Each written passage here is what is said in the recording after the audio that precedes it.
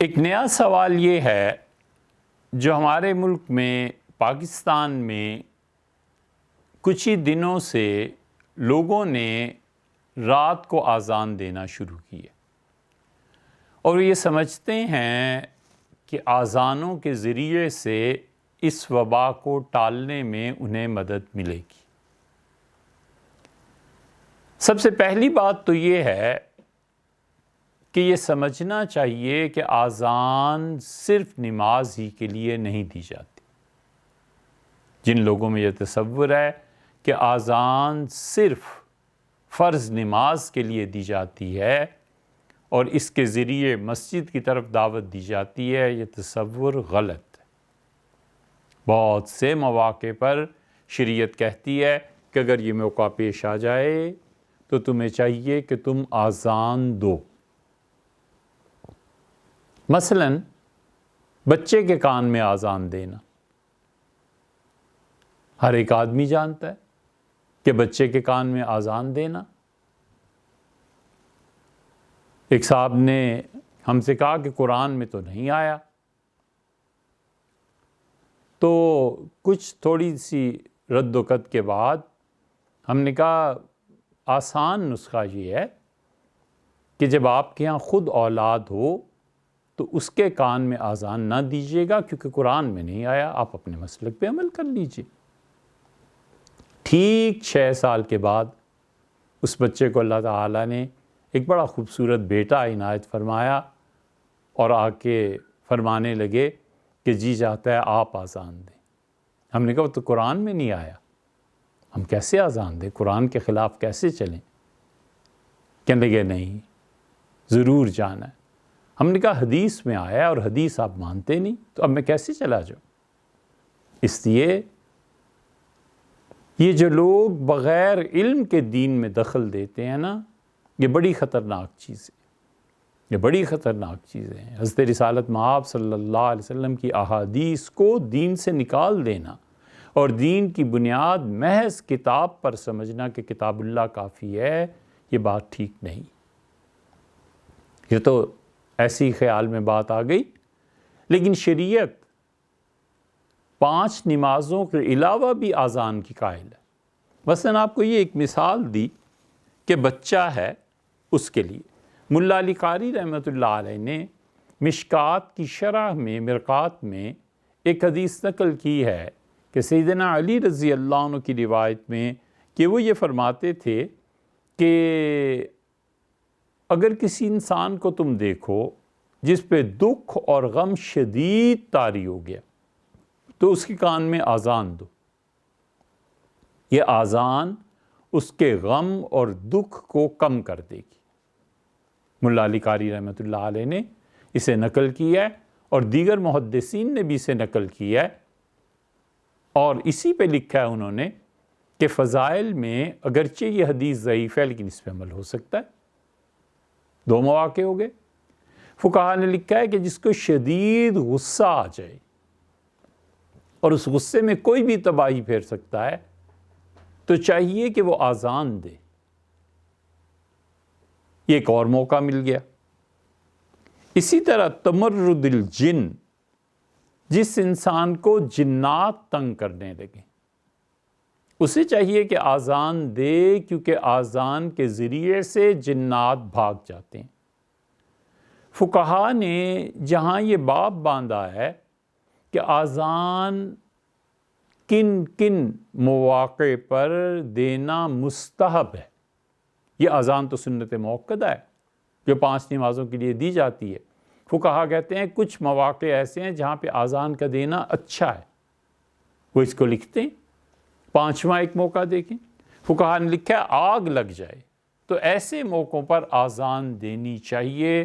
اور دوسری طرف حدیث میں بھی حضرت رسالت پناہ صلی اللہ علیہ وسلم نے فرمایا جب تم کہیں آگ لگی ہوئی دیکھو تو بار بار یہ پڑھو، تکبیر کہو، اللہ اکبر اللہ اکبر، بار بار یہ کہو، تو اس سے آگ کے بجھنے میں مدد ملتی ہے۔ غیبی طور پر اللہ تعالیٰ کی جو طاقتیں اس کائنات میں ہیں وہ اس آگ کو بجھانے میں مصروف ہو جاتی ہیں۔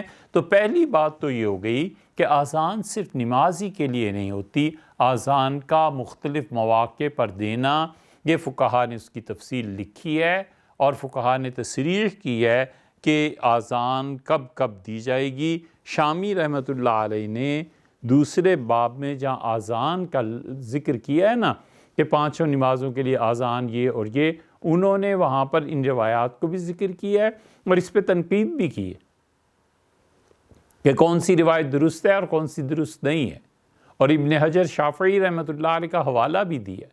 وہ کہتے ہیں کہ ان مواقع پہ انسان کو اذان دینی چاہیے، اور اس کی تفصیل اگر آپ نے دیکھنی ہو تو یہ حاشیہ ابن عابدین ہے، اور انہوں نے قائم کیا ہے کہ التی یندب لها الاذان فی غیر الصلاۃ، وہ مواقع جو نماز کے علاوہ ہیں ان میں اذان دینا، اور پھر انہوں نے شروع کیا ہے اس کو، اور وہ کہتے ہیں کہ سب سے پہلی چیز تو یہ ہے کہ بچے کے کان میں اذان دی جائے، دوسرے نمبر پر یہ ہے کہ جو آدمی غم اور دکھ میں ڈوب گیا ہے اس کے کان میں اذان دی جائے، تیسرے جسے مرگی کا دورہ پڑ گیا ہے وہ، چوتھے وہ جو شدید غصے میں،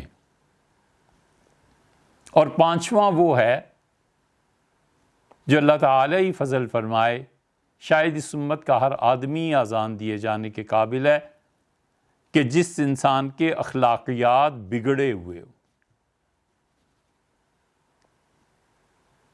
یا آپ خود اس کی تشریح کر لیجئے گا۔ چھٹا آدمی انہوں نے گنا ہے کہ وہ جب دشمنوں سے لڑائی ہو رہی ہو تو دشمن سے لڑائی کے موقع پر اذان دینا چاہیے۔ اس لیے جو لوگ آج اذان دے رہے ہیں یا اذانیں دے رہے ہیں، یہ کرونا وائرس جو دشمن ہے اس کے خلاف دے رہے ہیں، تو غالباً اس سے استنباط ہو سکے گا کہ دشمنوں کے خلاف لڑائی میں، یعنی شدید موقع پر جو امت میں آ جائے، یہ ہو سکتا ہے۔ پھر اسی طرح وہ 7ویں چیز گنتے ہیں کہ وہ جو جانور سرکش ہو اس کے کان میں اذان دینی چاہیے۔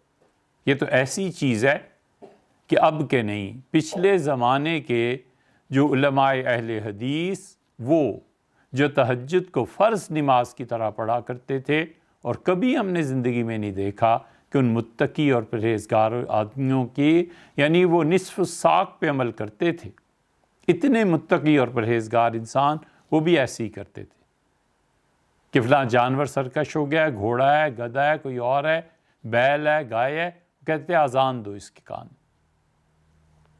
یہ سب چیزیں فقہا نے اس کی تصریح کی ہے، اور پھر اسی طرح کہتے ہیں کہ جب کوئی مسافر سفر پہ چلا جائے تو اذان دینی چاہیے۔ لمن ضل الطریق فی ارض، جو آدمی مسافر راستہ بھول جائے اسے چاہیے کہ وہ اذان دے۔ یہ سارے مواقع شامی رحمۃ اللہ نے نقل کیے۔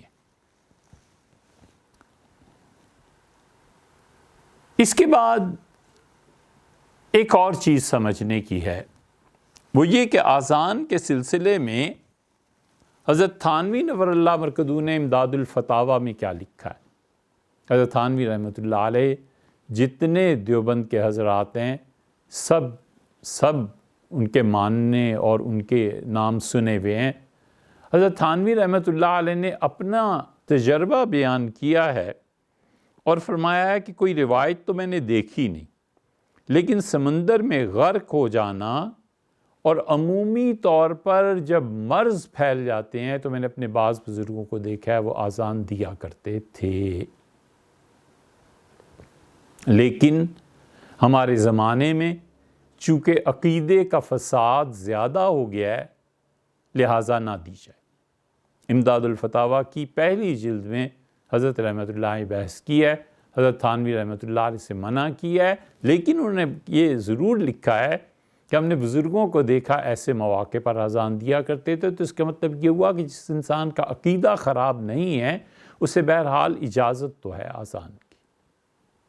اور پھر حضرت تھانوی رحمۃ اللہ علیہ نے بہت زبردست علمی ایک بحث کی ہے بوادر النوادر میں، یہ حضرت رحمۃ اللہ علیہ کی کتاب ہے، اور بوادر النوادر میں انہوں نے اس بات کو بدعت قرار دی ہے، 176 نمبر صفحہ ہے، اور حضرت رحمۃ اللہ علیہ نے چند صفحات میں یہ بحث کی ہے، 5 صفحات میں، اور بہت عمدہ علمی بحث ہے۔ یہ حوالہ اس لیے دے رہے ہیں کہ اہل علم کو چاہیے کہ اس بحث کو پڑھ لیں۔ تو یہ تو حضرت تھانوی نور اللہ مرکزو کا مسلک تھا، اس لیے عام طور پہ دیوبند سے متعلقہ حضرات اس بات کو منع کرتے ہیں۔ دوسری طرف کا موقف بھی سن لیجئے۔ دوسری طرف کا موقف یہ ہے کہ امام احمد رضا خان صاحب ہے، یہ ان کا فتاویٰ رضویہ ہے، اور فتاویٰ رضویہ میں حضرت نے جو کچھ لکھا ہے وہ بھی آپ کی خدمت میں پیش کرتے ہیں۔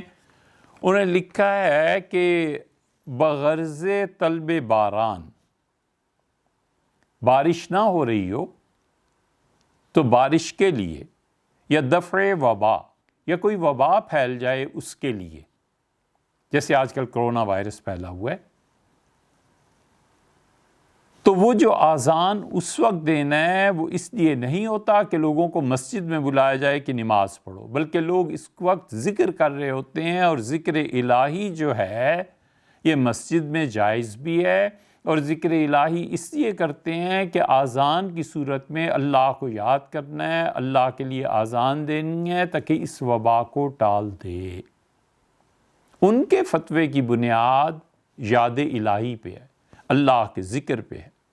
وہ کہتے ہیں اس لیے اصلاً کوئی حرج نہیں کہ آذان ذکر الہی ہے، بارش رحمت الہی ہے، اور ذکر الہی باعث نزول رحمت الہی ہے، کہ اللہ کا ذکر کیا جائے، اللہ کی یاد کی جائے، تو اللہ تعالیٰ کی یاد اور یہ چیزیں وبا کو ٹالتی ہیں، اس لیے آذان دی جائے۔